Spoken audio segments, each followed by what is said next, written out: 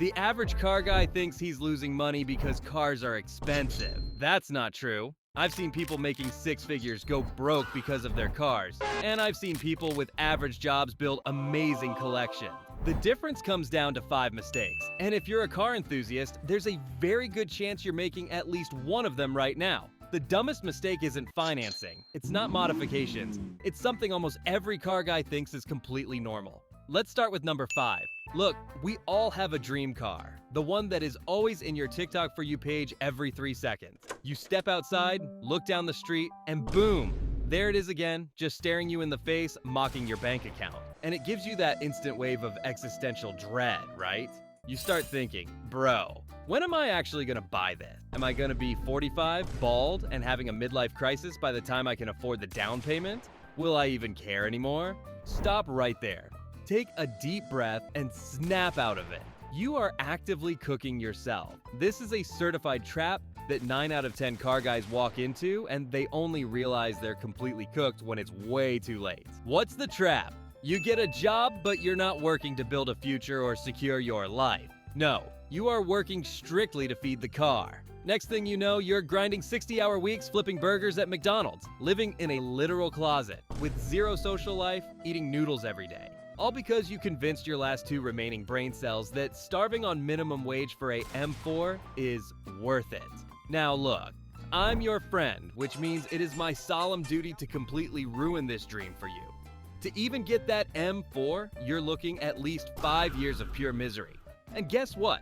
Even if you miraculously finesse the bank, pull it off, and get the keys, you cannot afford the upkeep. On that salary, it's over. The absolute second you need a brake change, a new set of tires, or the classic German engineering decides to leak oil everywhere, you are financially ruined. Bro, seriously, wake up. Think about it. Are you really about to sacrifice 5 of the best years of your youth for a car you can only afford to drive on Saturday afternoons because you don't have gas money for Sunday? The issue isn't the M4. The M4 is fire. The issue is buying a car that you can't afford. Doing that is the fastest way to turn your passion into a nightmare and completely destroy your love for cars. And honestly, as bad as that sounds, it gets so much worse. Because it's still not nearly as expensive as the next mistake.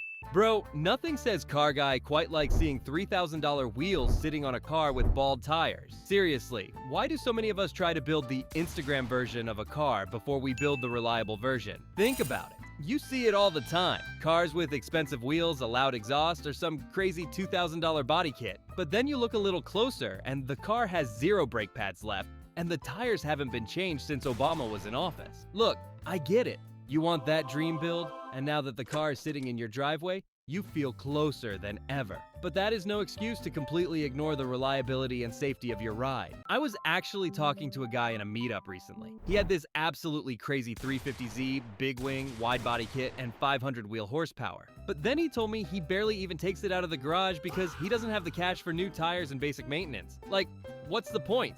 I'm telling you this for your own good. When you're ready to start your project car, before you buy a single mod, you need an emergency fund. You have to know that if something goes sideways, or even when basic maintenance pops up, you're covered.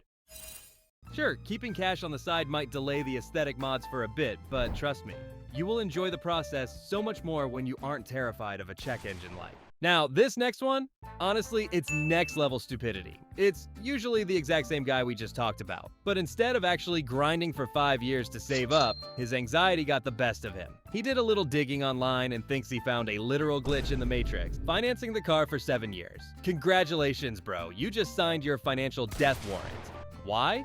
Because now, not only are you bleeding cash for that massive loan payment every single month, but you still have to pay out of pocket to maintain the damn thing. Financing a car you can't afford to keep running is a purely emotional trap, not a logical decision. You have to watch out for the oldest trick in the dealership playbook, getting you to focus only on the monthly payment. They make it sound so easy. Hey man, $900 a month sounds totally manageable, right? Sure. Until you realize you've just committed future you to 7 straight years of being broke. Look, if you actually sit down and map out the math with cold, hard logic, maybe, and I emphasize maybe, there's a world where you make a loan work. But let's be real, nobody signing a 7-year car note is looking at the math. The crazy part is that people don't even realize this is the exact reason they're stuck. Just imagine what you could have done with that $900 a month over 7 whole years. You could have invested it. You could have started your own business. Or, you could have used it to subscribe to the absolute best YouTube channel on earth. I'm kidding. Anyway, let's get into the final 2 and most serious mistakes you can make. Alright, this next one might hurt a little bit. Thanks to social media, a lot of people aren't actually buying the cars they want. They're buying cars to impress strangers. I get it. You want to be known, you want people to look at you, and you want them to admire your ride.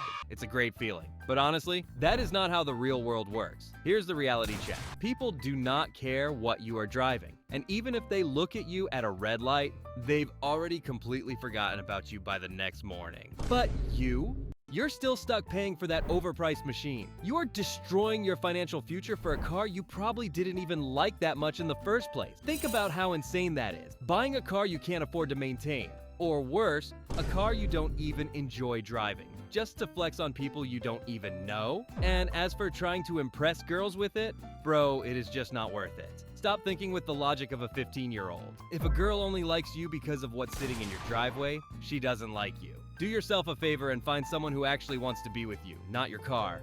There's a simple way to avoid this trap. The next time you're looking at a car, try this quick thought experiment. Imagine that nobody else on Earth will ever see it. It is completely invisible to everyone but you.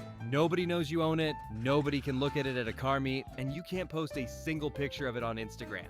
It is yours and yours alone. If you still want to buy that car under those exact conditions, then you're buying it for the right reasons. By the way, I would love to hear in the comments your dream cars. And that brings us to the very last mistake. This one is undercover, but it will drain your bank account faster than you can even realize what's happening. We've all heard the golden rule in the car community: depreciation is the ultimate wealth killer. Well, I've got bad news for you, it's not. It might be number 2, but the number 1 way to completely bankrupt yourself is car flipping. I see this happen all the time. You buy a Mazda Miata in May, and then you turn around and sell it in September just because summer's over and you're over the convertible life. Honestly, doing this just because you got bored is the absolute worst thing you can do with your money. It creates a never-ending cycle of stress and a massive to-do list. You have to list it, deal with lowballers, buy a new car, and every single time you do that transaction, you are bleeding cash. You're losing money on taxes, registration, dealer margins, and guess what? You still paid for the depreciation anyway. There's no magic loophole here, unless you are running a legitimate car flipping business to feed your family. Stop cycling through cars just because the honeymoon phase ended. A guy who keeps flipping cars every year can lose more money than someone who simply bought an expensive car and kept it. Look, I'll give you the one single upside to doing this. Yes, you get to drive a ton of different platforms, which gives you a really solid, well-rounded perspective on what makes a car good or bad. But trust me, as a financial strategy, it's a disaster. I am absolutely not telling you to stop being a car guy. Not even close. Life is too short to drive something you hate. But there's a difference between enjoying your car and letting it destroy your finances. If you got some value out of this video, do yourself a massive favor and click right here to watch this next video. It's going to make sure your passion stays alive without your bank account taking a massive hit.